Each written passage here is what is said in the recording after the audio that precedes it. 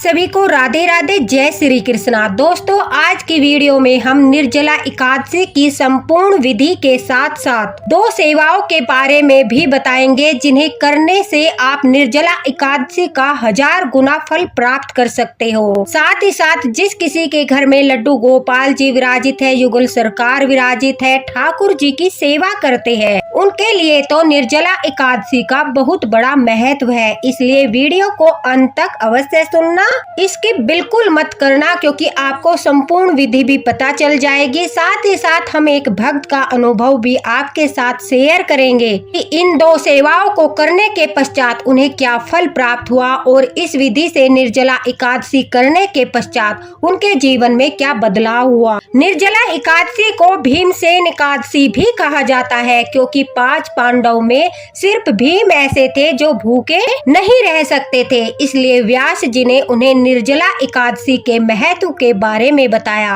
तब भीम ने निर्जला एकादशी का व्रत करना प्रारंभ किया। अंत में भीम को वैकुंठ धाम की प्राप्ति हुई, इसलिए इस एकादशी का नाम भीमसेन एकादशी भी पड़ गया। निर्जला एकादशी जो है दोस्तों, वो 6 प्रकार से आप कर सकते हो। 6 विधि के द्वारा आप निर्जला व्रत कर सकते हो, जो मैंने आपके साथ शेयर कर दिया है। तो आप उस वीडियो में देखकर कि आपको कौन सी विधि से व्रत करना है उसी प्रकार कर सकते हो। साथ ही साथ निर्जला एकादशी के व्रत का प्रारंभ 10वीं तिथि से ही शुरू हो जाता है। 10वीं तिथि को संध्या होने के पश्चात अन्न ग्रहण नहीं किया जाता, अन्न को त्याग दिया जाता है। जो बिल्कुल निर्जल रहकर व्रत करते हैं वो जल का सेवन भी नहीं करते। साथ ही साथ 10वीं तिथि से ही ब्रह्मचर्य का पालन करना होता है और फिर उसके पश्चात सुबह ब्रह्म मुहूर्त में उठकर अपने स्नान जल में जो है गंगा जल और तिल आंवले डालकर स्नान कीजिए। उसके बाद घर में विराजित लड्डू गोपाल को जगाइए। ठाकुर जी को जगाने के पश्चात उन्हें भी निर्जला एकादशी के दिन विशेष स्नान कराया जाता है। जो भी भक्त लड्डू गोपाल को यह स्नान कराता है, निर्जला एकादशी के व्रत का फल उस भक्त के लिए 1000 गुना बढ़ जाता है। अगर आप व्रत कर रहे हो या फिर व्रत नहीं कर रहे हो और आपके घर में लड्डू गोपाल जी विराजित है, तो दोस्तों फिर भी निर्जला एकादशी के दिन अगर आप इस विधि से ठाकुर जी को स्नान कराते हो तो आपको निर्जला एकादशी के व्रत का 1000 गुना फल प्राप्त होता है। लड्डू गोपाल के स्नान पात्र को फूलों से सजाकर ठाकुर जी को उसमें बैठाइए। उसके पश्चात लड्डू गोपाल के चरणों को गंगा जल से धोना चाहिए। ठाकुर जी के चरणों को गंगा जल से धोने के पश्चात उनके स्नान जल में आपको तुलसी दल अवश्य ही डालना है। तुलसी दल डालने के पश्चात ठाकुर जी के स्नान जल में आपको तिल डालने हैं। तिल से स्नान कराने से भगवान विष्णु बहुत अधिक प्रसन्न होते हैं। तिल से लड्डू गोपाल को स्नान कराने से कहते हैं जाने अनजाने में हुए पापों का नाश होता है, भक्तों को अक्षय पुण्य मिलता है। इसलिए दोस्तों लड्डू गोपाल के स्नान जल में आपको जो है सबसे पहले तुलसी दल डालकर उसके पश्चात आपको जो काले तिल हो या फिर सफेद तिल हो वह अवश्य डालने हैं। लड्डू गोपाल के स्नान जल में निर्जला एकादशी के दिन आप जो है गन्ने का रस अवश्य ही डालें। यह ठाकुर जी को लड्डू गोपाल को ठंडक प्रदान करता है। अगर आपको गन्ने का रस नहीं मिलता है तो उसकी जगह आप गुड़ भी डाल सकते हो। निर्जला एकादशी के दिन गुड़ से अभिषेक करने से लड्डू गोपाल बहुत अधिक प्रसन्न होते हैं, रोगों से मुक्ति मिलती है, धन की प्राप्ति होती है और जो भक्तों की मनोकामनाएं होती है वो गुड़ से स्नान कराने से, रस से लड्डू गोपाल को स्नान कराने से उनकी सारी मनोकामनाएं पूरी होती है। ठाकुर जी को निर्जला एकादशी के दिन गुड़ से अभिषेक करने से व्यक्ति को शुभ फल की प्राप्ति होती है और उसे जीवन में सफलता भी मिलती है। गुड़ के अभिषेक करने से, रस के अभिषेक करने से सुख शांति और समृद्धि आती है। उसके पश्चात आपको ठाकुर जी के स्नान जल में दही डालनी है। दही से अभिषेक करने से भक्तों के जीवन में सुख समृद्धि आती है। दही से अभिषेक करने से संतान सुख की प्राप्ति होती है। जो निसंतान होते हैं निर्जला एकादशी के दिन अगर वो ठाकुर जी को दही से अभिषेक करते हैं तो उनके जीवन में संतान प्राप्ति होती है। साथ ही साथ दही से अभिषेक करने पर भक्तों की प्रार्थनाएं भगवान विष्णु लड्डू गोपाल तक बहुत जल्दी पहुंचती है। ग्रहों की शांति होती है, आपके रुके हुए काम पूरे होते हैं, मन और आत्मा की शुद्धि होती है। इसलिए ठाकुर जी के स्नान जल में दही अवश्य मिलाएं। लड्डू गोपाल के स्नान जल में हल्दी अवश्य डालें। निर्जला एकादशी के दिन हल्दी से अभिषेक करने से भगवान विष्णु हमारे लड्डू गोपाल जो है बहुत अधिक प्रसन्न होते हैं, साधक पर अपनी कृपा बनाते हैं। पीला रंग विष्णु भगवान को बहुत अधिक प्रिय है और उनके बाल स्वरूप लड्डू गोपाल का अगर हम निर्जला एकादशी के दिन हल्दी डालकर अभिषेक करते हैं तो उनके विवाह में जो बाधाएं होती है, उनके परिवार में जो ग्रह क्लेश होता है, वह सब दूर होकर जीवन में सुख शांति आती है। हल्दी से लड्डू गोपाल को स्नान कराने से दोस्तों नकारात्मक ऊर्जा दूर होती है और घर में सकारात्मकता का माहौल बनता है।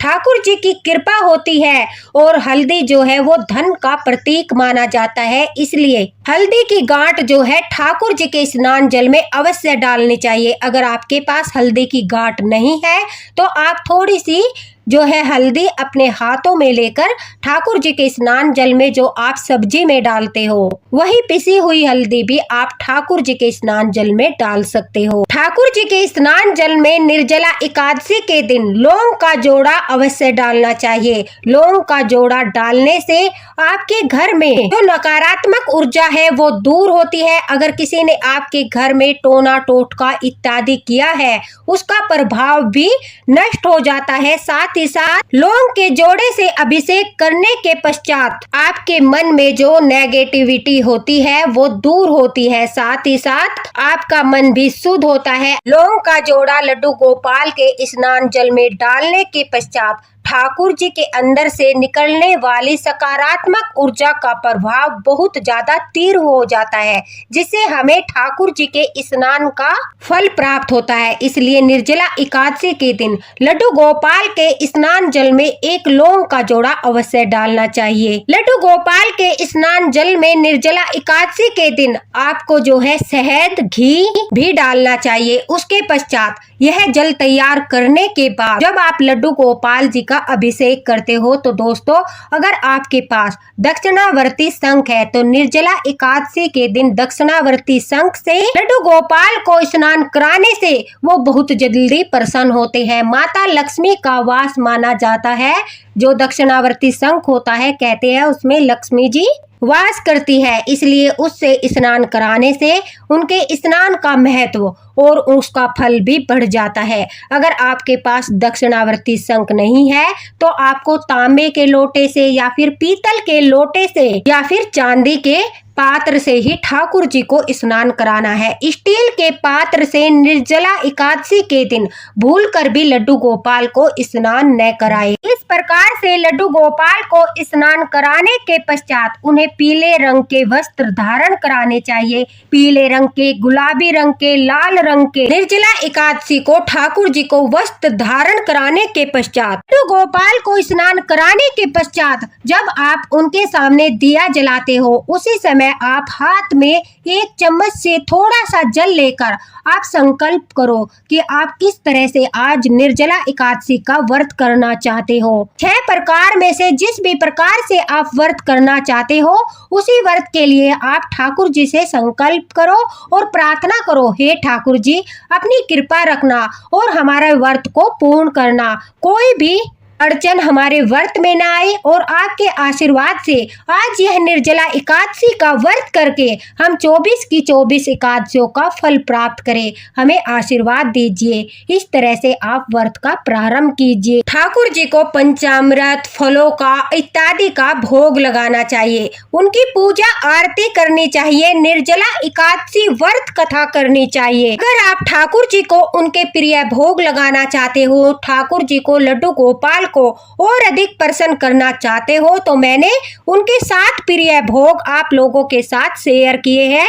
उस वीडियो में आप लड्डू गोपाल के साथ प्रिय भोग देखकर ठाकुर जी को वह भोग लगाकर 56 प्रकार के भोग का फल प्राप्त कर सकते हो। साथ ही साथ निर्जला एकादशी के दिन आपको फलाहार करना है, ठाकुर जी को भी फलाहार कराना है। अन्न का सेवन न स्वयं करना है न ही ठाकुर जी को कराना है। इस प्रकार से पूजा पाठ करने के पश्चात अगर यह सब आप ब्रह्म मुहूर्त में करते हो तो उसी समय ठाकुर जी की सेवा के पश्चात आपको जो है तुलसी माता के सामने दिए जलाने हैं, दीप दान करना है और वह अपनी सामर्थ्य के अनुसार करना है। तुलसी माता की परिक्रमा करनी है, साथ ही साथ तुलसी माता को श्रृंगार का सामान भी समर्पित करना है। तुलसी माता की निर्जला एकादशी पर कैसे सेवा करनी है उसका पूरा वीडियो भी मैंने अपलोड किया है, वो भी आप देखकर यह विशेष सेवाएं कर सकते हो। साथ ही साथ ध्यान रखिए, निर्जला एकादशी के दिन तुलसी माता में आपको जल समर्पित नहीं करना है, न ही तुलसी माता के पत्र तोड़ने हैं, न तुलसी माता की लकड़ी तोड़नी है और न ही तुलसी माता से आपको मंजरी हटानी है, क्योंकि तुलसी माता भी निर्जला एकादशी के दिन व्रत करती है। दोस्तों, अगर आप जो है यह ब्रह्म मुहूर्त में ठाकुर जी की सेवा नहीं करते, 7 या 8 बजे ठाकुर जी की सेवा करते हो, तो आप तुलसी माता की सेवा निर्जला एकादशी के दिन 5 बजे के बाद कर सकते हो। आप जो है गोधिल मुहूर्त में दूसरी सेवा गौ माता की सेवा, निर्जला एकादशी के दिन गौ माता की सेवा करने से आपको पूरे साल जितनी गौ माता की सेवा कोई व्यक्ति करता है उतना फल प्राप्त होता है। गौ माता की सेवा निर्जला एकादशी के दिन करने से 33 करोड़ देवी देवताओं का आशीर्वाद प्राप्त होता है। कहते हैं निर्जला एकादशी के दिन अगर हम गौ माता को मीठा पानी पिलाते हैं तो उससे बहुत ज्यादा पुण्य फल प्राप्त होता है। यानी गौ माता को हम शरबत बनाकर पिलाते हैं। जिस प्रकार से निर्जला एकादशी के दिन हम शरबत बनाकर बांटते हैं, लोगों को पिलाते हैं, उसी प्रकार से अगर गौ माता को भी हम शरबत पिलाते हैं निर्जला एकादशी के दिन, हमारे परिवार में सुख और समृद्धि का वास होता है, पारिवारिक क्लेश खत्म होते हैं, तनाव कम होता है और घर से बीमारियां दूर होती है। हमें 33 करोड़ देवी देवताओं को जल समर्पित करने का फल प्राप्त होता है। इसलिए निर्जला एकादशी के दिन जिस प्रकार से लोग जो है भंडारा करते हैं, जल बांटते हैं, जल पिलाते हैं, उसी प्रकार से अगर आप सिर्फ गौ माता को मीठा जल पिला देते हो तो दोस्तों आपको जो है भंडारा करने का, जल पिलाने का फल भी प्राप्त हो जाएगा। सिर्फ गौ माता को शरबत पिलाने से आपको भंडारा करने जितना फल प्राप्त होगा। आप गौ माता को निर्जला एकादशी के दिन शरबत बनाकर अवश्य ही पिलाए। गौ माता को चना और गुड़ खिलाने से निर्जला एकादशी के दिन कहते हैं कि जो निसंतान होते हैं उन्हें संतान की प्राप्ति होती है। साथ ही साथ 4 धाम की यात्रा के बराबर फल प्राप्त होता है, रोगों से मुक्ति मिलती है, गुरु ग्रह और साथ ही साथ सूर्य देव की कृपा भी प्राप्त होती है, पुण्य फल प्राप्त होते हैं, आर्थिक लाभ होते हैं। गौ माता को जो है निर्जला एकादशी के दिन उनके चारों पैरों को धोकर गौ माता को ठंडा ठंडा शरबत पिलाए, उनकी आरती करें। निर्जला एकादशी के दिन अगर आप गौ माता की सेवा करना चाहते हो तो सबसे पहले गौ माता के चारों पैर को धोकर उनके पीठ पर पीला वस्त्र धारण कराएं। आप यह पीला वस्त्र 1.25 मीटर, 2.25 मीटर अपनी सामर्थ्य के अनुसार धारण करा सकते हो। उसके पश्चात गौ माता को जो है फूलों का हार पहनाकर उन्हें मीठा शरबत पिलाए। फिर गौ माता को आप गुड़ रोटी या गुड़ चना या फिर हरी घास खिलाए। गौ माता की पीठ को सहलाए, गौ माता की पूंछ को सहलाए। इससे हमें 33 करोड़ देवी देवताओं का आशीर्वाद प्राप्त होता है। जो भी आपकी मनोकामना है वो गौ माता के समीप जाकर कामधेनु के कान में बोलनी चाहिए। कहते हैं कामधेनु सभी कामनाओं की पूर्ति करती है, इसलिए उनके कान में निर्जला एकादशी के दिन सेवा करके जो भी हम बोलते हैं उसकी हर मनोकामना पूरी होती है। निर्जला एकादशी के दिन अगर हम गौ माता की सेवा नहीं कर सकते, हमारे आसपास गौ माता नहीं है, हम गौ माता का चित्र लाकर या पहले से ही गौ माता का हमारे घर में कोई चित्र मौजूद है उनके सामने भी पूजा कर सकते हैं। गौ माता के लिए हम दान निकाल कर रख सकते हैं। उन्हें जो है मानसिक भोग इत्यादि लगाकर गौ माता की भी गोधील मुहूर्त में शाम को 5 बजे से लेकर 7 बजे तक निर्जला एकादशी के दिन यह सेवा करनी चाहिए। ऐसा करने से हमारे लड्डू गोपाल, हमारे ठाकुर जी बहुत अधिक प्रसन्न होते हैं और अपने भक्तों पर अपनी कृपा बरसाते हैं। निर्जला एकादशी के दिन जो है आप लोगों को शरबत बनाकर पिला सकते हो, जल दान कर सकते हो, आप हल्दी दान कर सकते हो, पंखे दान कर सकते हो। खरबूजे का दान भी बहुत ज्यादा फलदायी होता है। गर्मी में छाते के दान से भी सुख समृद्धि और घर में धन की वर्षा होती है। अनाज, भोजन व वस्त्र का दान करना भी उत्तम माना जाता है। निर्जला एकादशी के दिन अपनी सामर्थ्य के अनुसार सभी भक्तों को कुछ न कुछ दान अवश्य करना चाहिए। निर्जला एकादशी को दोस्तों आप जो भी दान करोगे उसका 100 गुना आपको वापस मिलेगा। यानी जो भी आप दान करोगे ठाकुर जी प्रसन्न होकर उसका 100 गुना आपको वापस लौटाएंगे। इसलिए पीले रंग के कपड़े पहनकर आप जो है ठाकुर जी की निर्जला एकादशी के दिन सेवा के पश्चात दान इत्यादि भी कर सकते हो। और यह सब आप अपनी सामर्थ्य के अनुसार कर सकते हो। जैसे कि आप 10-11 व्यक्तियों को शरबत पिला सकते हो। आप जो है थोड़ी मात्रा में ही चीजों का दान कर सकते हो अपनी सामर्थ्य के अनुसार। अगर आप दान नहीं कर सकते तो आप जो है यह गुप्त दान कीजिए, जैसे कि गौ माता की सेवा, चींटियों को भोजन खिलाना, पक्षियों को जल पिलाना, पक्षियों को दाना खिलाना। गर्मी का बहुत ज्यादा मौसम है और इस मौसम में पक्षियों को जल पिलाने का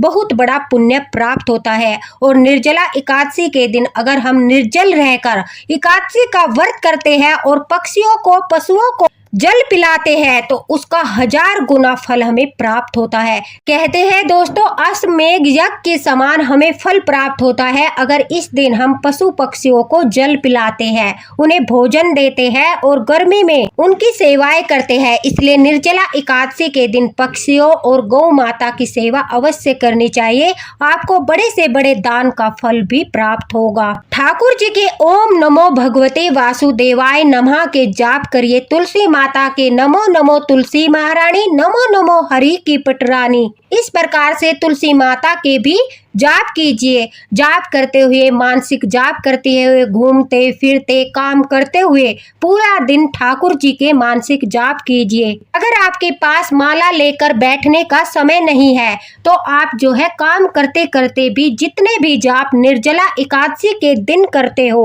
उन जाप का दुगना फल आपको प्राप्त होता है। इसलिए जाप अवश्य ही करिए। इस प्रकार से ठाकुर जी की सेवा करते हुए जो भक्त निर्जला एकादशी का व्रत सच्चे मन से, किसी को पीड़ा पहुंचाए बगैर, किसी को कटु वचन बोले बगैर, किसी के साथ लड़ाई झगड़ा करे बगैर रहता है, उसे ठाकुर जी प्रसन्न होकर बहुत सारा फल प्रदान करते हैं। साथ ही साथ रात के समय सोते वक्त आप जो है जमीन पर भी सो सकते हो, आप अपने बिस्तर पर भी सो सकते हो। लेकिन अगर आपने निर्जला एकादशी का व्रत किया है या आपके घर में लड्डू गोपाल जी विराजित है तो इस दिन आपको ब्रह्मचर्य का पालन करना अत्यंत अनिवार्य है। साथ ही साथ आप निर्जला एकादशी के दिन ठाकुर जी के लिए अखंड दिया भी जला सकते हो।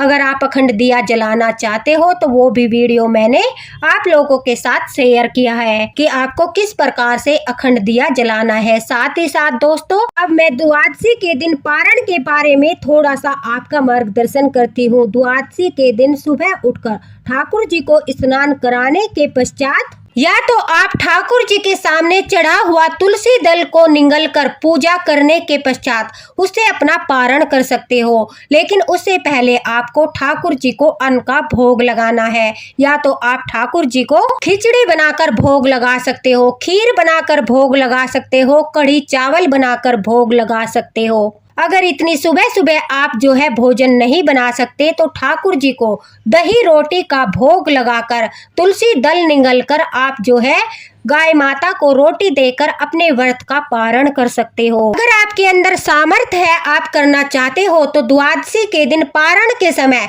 किसी ब्राह्मण को भोजन कराकर उसे दान दक्षिणा देकर उसके पैर छूकर भी आप पारण कर सकते हो। निर्जला एकादशी का पारण करते समय आप सूखा दान निकालकर, जैसे कि दाल हो गई, चावल हो गए, सूखा दान चीनी हो गई, आटा हो गया, ये सब सूखा दान निकालकर ठाकुर जी के पास रख लीजिए। पूजा करने के पश्चात आप किसी गरीब व्यक्ति को या पंडित जी को जो दान आपने निकाला है वह दान देकर आप जो है तुलसी पत्र को निगल कर अपने व्रत का पारण कर सकते हो। तो यह आपकी सामर्थ्य के अनुसार है कि आप किस प्रकार से अपने जो है एकादशी व्रत का पारण करना चाहते हो। जो विधि मैंने आप लोगों के साथ शेयर की है दोस्तों, उसी प्रकार से एक भक्त ने अपना अनुभव शेयर किया है। नीरज जी ने अपना अनुभव शेयर किया है। वह कहती है कि उन्होंने निर्जला एकादशी के दिन जब ठाकुर जी का व्रत किया और सारे नियमों का पालन करते हुए, लड्डू गोपाल की पूरा दिन सेवा करते हुए, मानसिक जाप करते हुए